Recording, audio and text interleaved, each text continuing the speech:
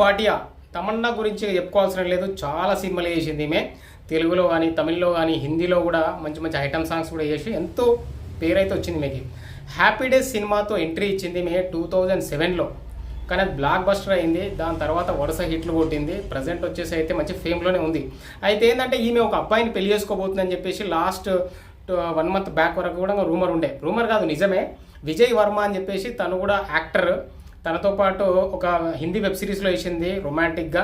So అక్కడ వాళ్ళిద్దరికీ మంచిగా అనిపించి పెళ్లి చేసుకుందామని చెప్పేసి అయితే అనుకున్నారంట. సో కలిసి తిరిగారు.